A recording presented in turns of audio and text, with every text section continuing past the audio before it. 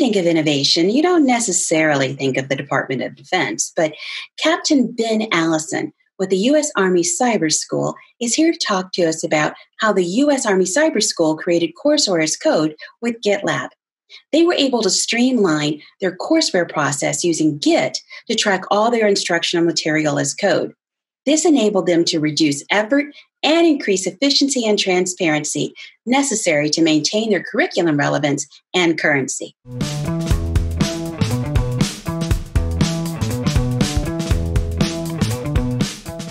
Hello, my name is Ben Allison, and today I'm going to be talking about how the United States Army Cyber School is using GitLab to track and manage our curriculum in Courseware as code.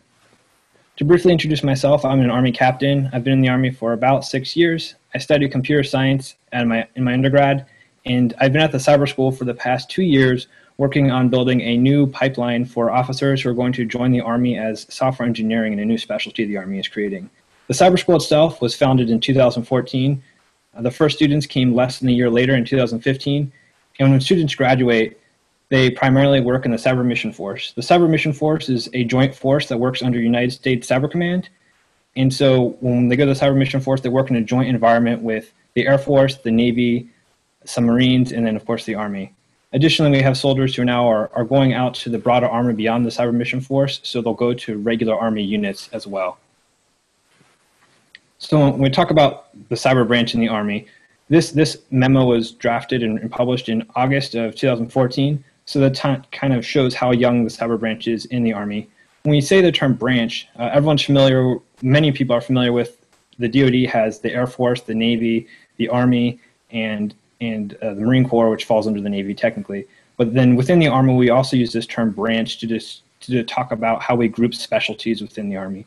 So you have branches like armor or infantry, so those are more familiar combat arms roles that the Army associates, or the people associate with the Army.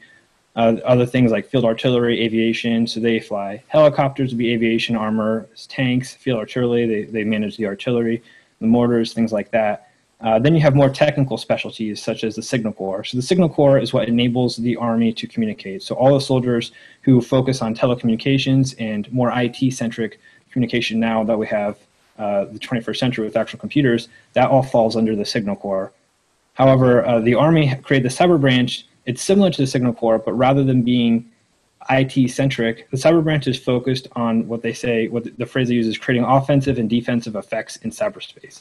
And so when we say effects, we're thinking the ability to create an outcome, so degrade, deny, so we're trying to deny enemy the ability to create effects in our own equipment, and then we're trying to support Army forces in a state of war to create effects against our enemies. And when I say cyberspace, they're talking about primarily in this context, IP-centric computing and RF-based computing. So that entire space is kind of what we group under cyberspace within that, which is, of course, cyber is used everywhere, but that's kind of a more specific term when we use cyber in the Army.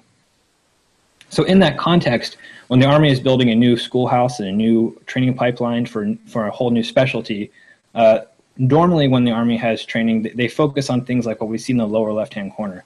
You have, that's the Abrams tank. It was created in the 80s. It's about 40 years old now in 2020, and not much has changed over that time. There are improvements and upgrades and so on, but if you're trying to teach someone how to operate this vehicle, generally there's not many changes, and when they do change, they're very controlled changes. So you'll get a list of, hey, there's a new upgrade to this new system, and here's how it changes how you teach it, which then feeds into a very slow, controlled process for how the Army is going to update its curriculum. And generally, this is okay, and this is more what you want because tactics are not changing very often. Maybe over decades, technology might change things, or different types of warfare might change how you would teach things in your curriculum, but you want to be controlled, and you want to be able to monitor it and make sure you're not changing things in a way that's harmful.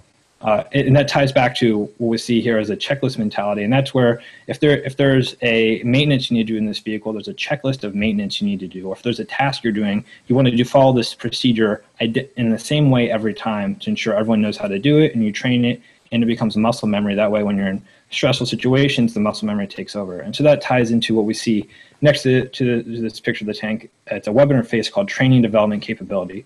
So the Army uses this web interface in a backend database to train all of its curriculum. So they map essential tasks, which are things that units have to perform at an individual and collective level to prove that they're ready for their mission.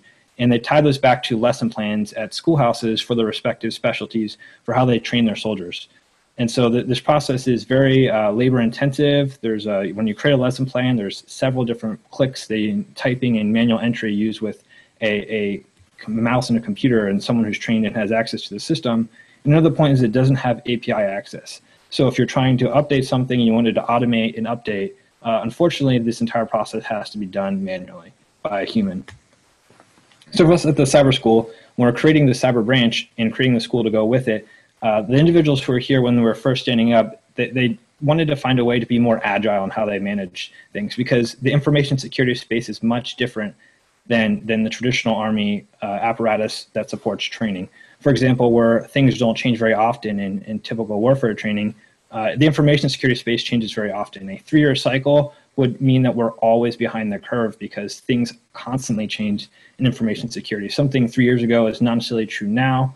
And then tactics and techniques change, operating systems update, all of that, those type of changes we want to be able to capture so that we're not stale and 3 years behind whenever we're teaching curriculum.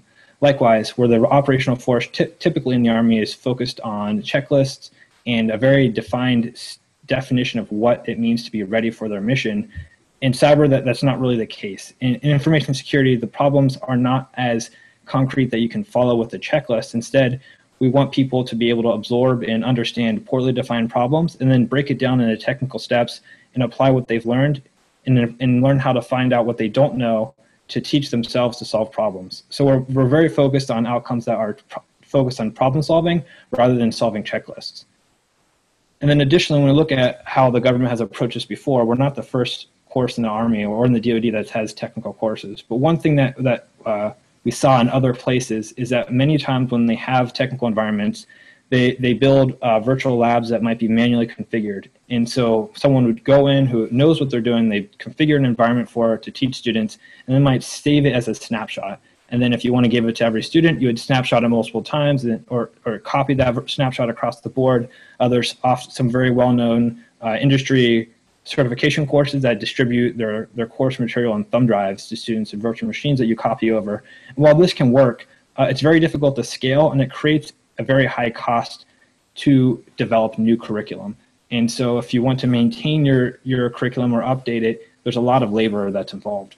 So at the cyber school, we decided to apply software engineering principles when we're developing and managing our courseware instead.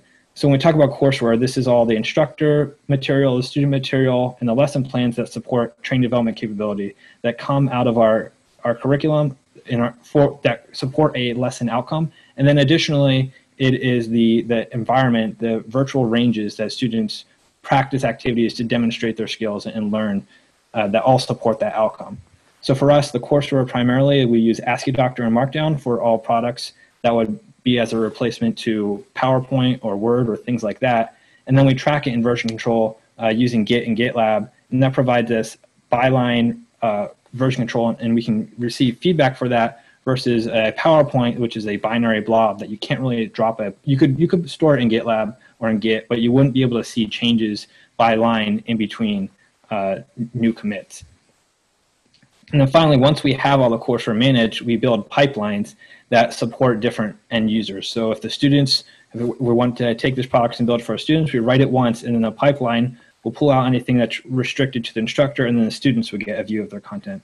Likewise, for instructors, they would get their own view with all the products that have to go with them to help them teach. So that way, the people who are teaching don't have to actually go into Git and view products. That way, they can actually just pull open the web interface, which we store on GitLab pages, to view their products.